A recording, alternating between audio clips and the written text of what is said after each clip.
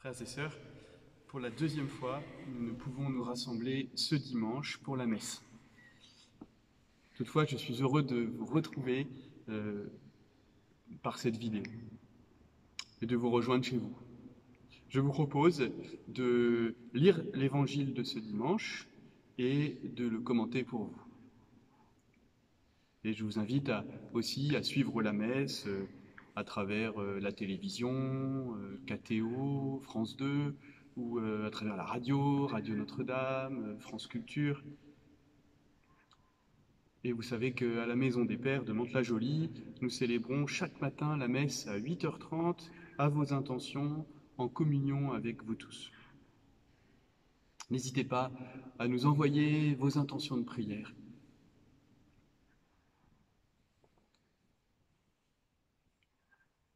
De l'Évangile de Jésus-Christ selon saint Jean. En ce temps-là, en sortant du temple, Jésus vit sur son passage un homme aveugle de naissance. Ses disciples l'interrogèrent. « Rabbi, qui a péché, lui ou ses parents, pour qu'il soit né aveugle ?» Jésus lui répondit. Ni lui, ni ses parents n'ont péché. Mais c'était pour que les œuvres de Dieu se manifestent en lui. Et il nous faut travailler aux œuvres de celui qui m'a envoyé tant qu'il fait jour. La nuit vient où personne ne pourra plus y travailler. Aussi longtemps que je suis dans le monde, je suis la lumière du monde. Cela dit, il cracha à terre. Et avec la salive, il fit de la boue. Puis il appliqua la boue sur les yeux de l'aveugle et lui dit « Va te laver à la piscine de Siloé ». Ce nom se traduit « envoyé ». L'aveugle y alla donc et il se lava. Quand il revint, il voyait. Ses voisins et ceux qui l'avaient observé auparavant, car il était mendiant, dirent alors « N'est-ce pas celui qui se tenait là pour mendier ?» Les uns disaient « C'est lui ». Les autres disaient « Pas du tout, c'est quelqu'un qui lui ressemble ». Mais lui disait « C'est bien moi ». Et on lui demandait « Alors, comment tes yeux se sont-ils ouverts ?» Il répondit « L'homme qu'on appelle Jésus a fait de la boue. Il me l'a appliqué sur les yeux et il m'a dit « Va à Siloé et lave-toi ». J'y suis donc allé et je me suis lavé, alors j'ai vu. Ils lui dirent « Et lui, où est-il » Il répondit « Je ne sais pas ». On l'amène aux pharisiens, lui, l'ancien aveugle. Or, c'était un jour de sabbat que Jésus avait fait de la boue et lui avait ouvert les yeux. À leur tour, les pharisiens lui demandaient comment il pouvait voir. Il leur répondit « Il m'a mis de la boue sur les yeux, je me suis lavé et je vois. » Parmi les pharisiens, certains disaient « Cet homme-là n'est pas de Dieu, puisqu'il n'observe pas le repos du sabbat. » D'autres disaient « Comment un homme pécheur peut-il accomplir des signes pareils ?» Ainsi donc, ils étaient divisés. Alors, il s'adresse de nouveau à l'aveugle. « Et toi, que dis-tu de lui, puisqu'il t'a ouvert les yeux ?» Il dit « C'est un prophète. » Or, les Juifs ne voulaient pas croire que cet homme avait été aveugle et que maintenant il pouvait voir. C'est pourquoi ils convoquèrent ses parents et leur demandèrent « Cet homme est bien votre fils, et vous dites qu'il est né aveugle.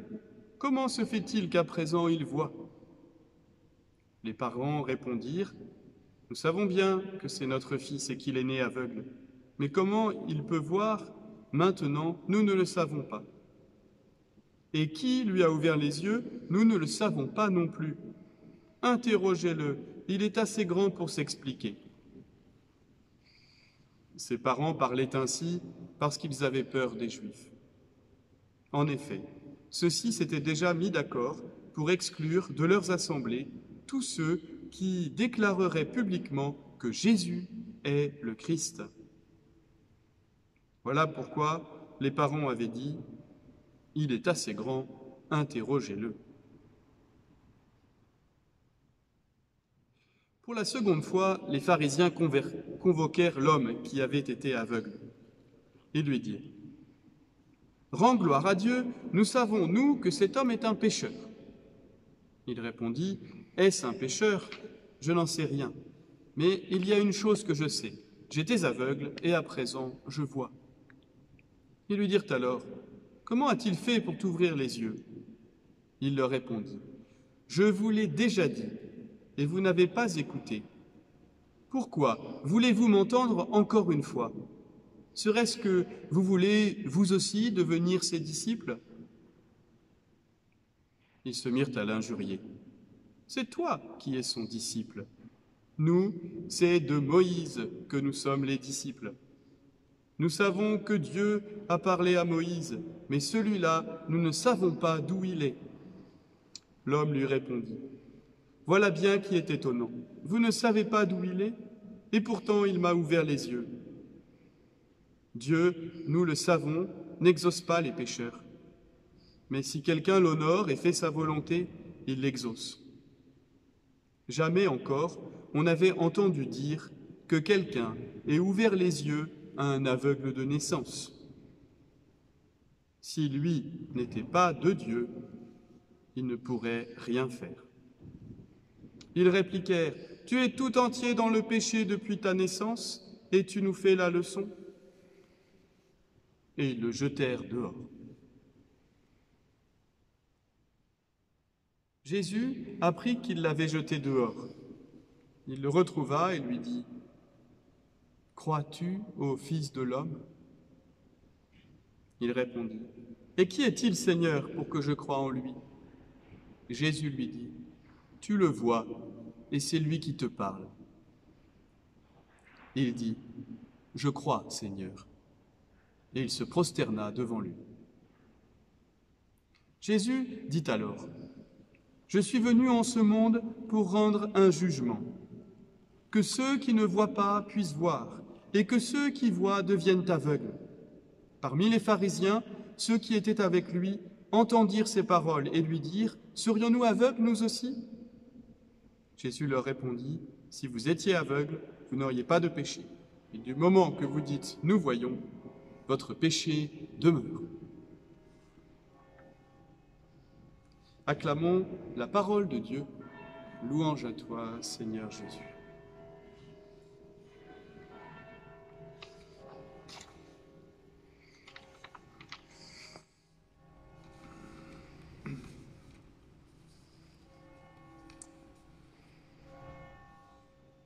Cet homme, donc, était aveugle de naissance. Imaginons ce que cela a pu être pour lui, être dans le noir complet depuis toujours, et voir enfin, avoir accès à la lumière. Alors, en entendant cet évangile et à cet instant, je voudrais présenter au Seigneur avec vous toutes les personnes qui sont dans le noir à cause de cette crise sanitaire que nous vivons. Toutes les personnes malades, les personnes angoissées, celles qui sont seules. Oui, que notre pensée, que notre prière les rejoignent. Regardons, comment fait Jésus pour cet aveugle? Il commence par un geste quelque peu étonnant. Il fait de la boue et l'applique sur les yeux de l'aveugle. On pourrait penser que ce n'est pas très hygiénique. Mais en fait, ce geste rappelle ce qu'a fait le Créateur. Dieu modela l'homme, Adam, avec la poussière du sol, peut-on lire dans le livre de la Genèse. Adam, ça veut dire celui qui vient de la terre, celui qui était façonné de la terre. Nous comprenons ainsi que chacun de nous, qui que nous soyons, malade ou en bonne santé, seul ou en famille, angoissé ou serein, nous sommes tous des créatures de Dieu, voulues par lui. Dieu nous a créés comme des êtres uniques, chacun pour lui-même profondément aimé de lui. Notre existence est une bénédiction de Dieu. Notre vie, la vie de chacun, la vie du monde entier est dans la main de Dieu. Prenons le temps, dans notre prière, de le remercier, de le bénir, pour soi-même, pour ceux qui nous entourent, pour la vie de chacun. Ne succombons pas à la tentation de penser que Dieu nous a abandonnés, ni à la tentation de nous décourager ou encore de médire telle ou telle personne. Au contraire, ayons confiance en notre Créateur qui nous aime et prend soin de nous. Nous aussi, prenons soin les uns des autres. Et essayons d'exercer la bonté et la patience envers les personnes avec qui nous vivons, envers les personnes qui sont seules et qui seraient heureuses d'avoir quelqu'un à qui parler, spécialement en ces jours de confinement. Prions aussi pour ceux qui n'ont pas la santé. Je pense en particulier à Jean-Pierre de notre paroisse qui se trouve à l'hôpital de Mantes et à bien d'autres malades de cette affreuse épidémie. Prions pour ceux qui les soignent avec courage.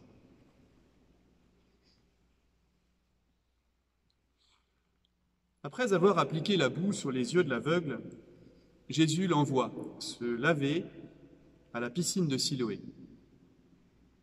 Ce geste de plonger dans l'eau fait penser bien évidemment au baptême.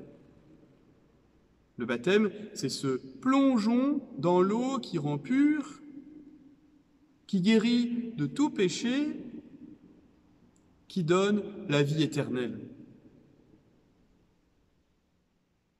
Nous comprenons ici que Jésus veut non seulement guérir cet homme dans son corps en lui donnant la vue, mais aussi l'ouvrir à une autre lumière, la lumière de la foi.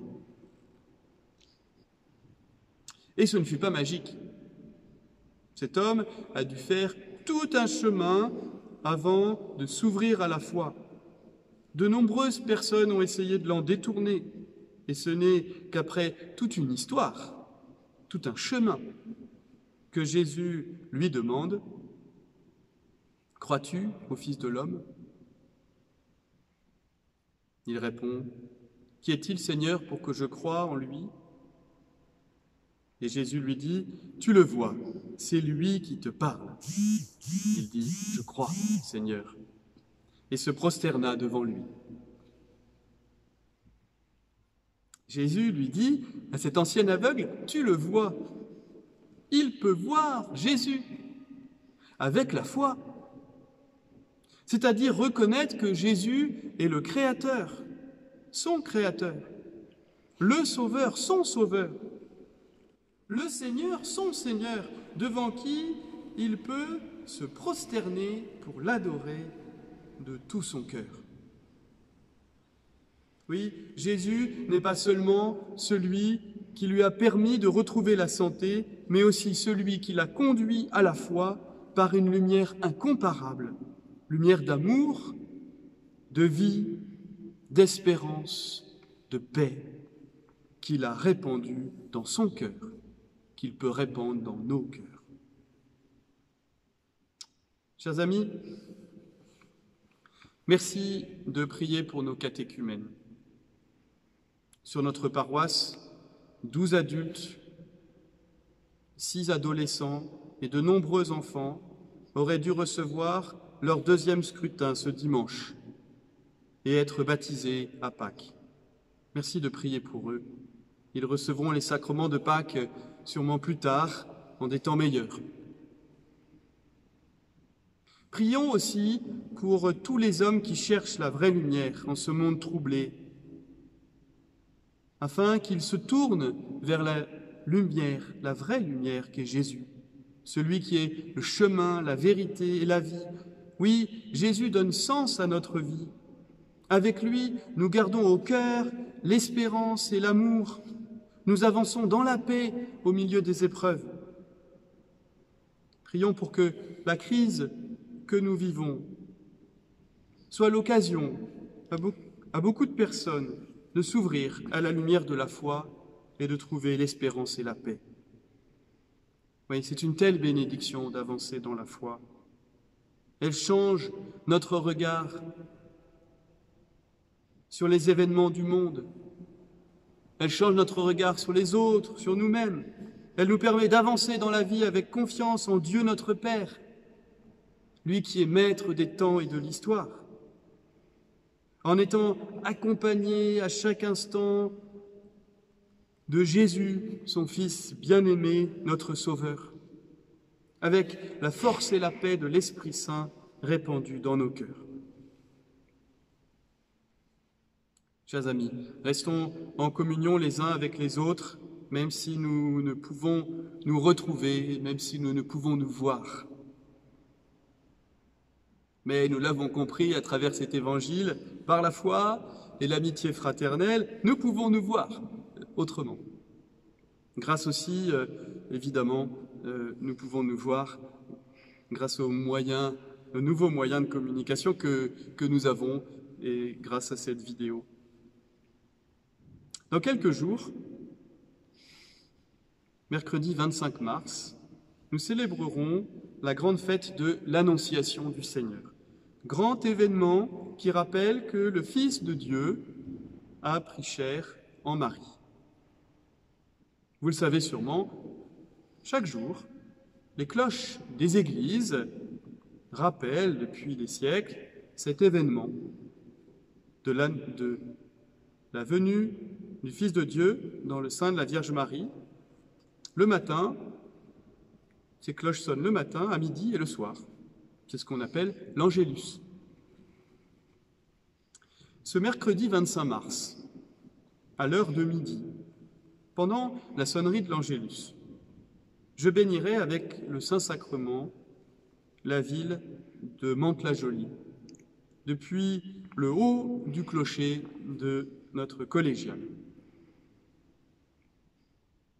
Soyons unis dans la prière à cette heure-là. Peut-être certains pourront peut-être voir depuis leur fenêtre le haut des tours de la collégiale.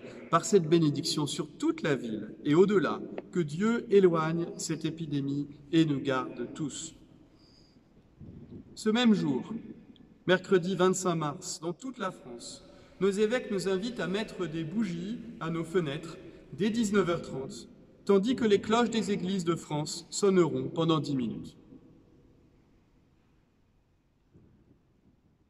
Frères et sœurs, prions. Au nom du Père et du Fils et du Saint-Esprit. Dieu qui a réconcilié avec toi toute l'humanité en lui donnant ton propre Fils, augmente la foi du peuple chrétien pour qu'il se hâte avec amour au-devant des fêtes qui approchent. Par Jésus-Christ, ton Fils, notre Seigneur et notre Dieu, qui règne avec toi et le Saint-Esprit, maintenant et pour les siècles des siècles. Amen. Au nom du Père et du Fils et du Saint-Esprit.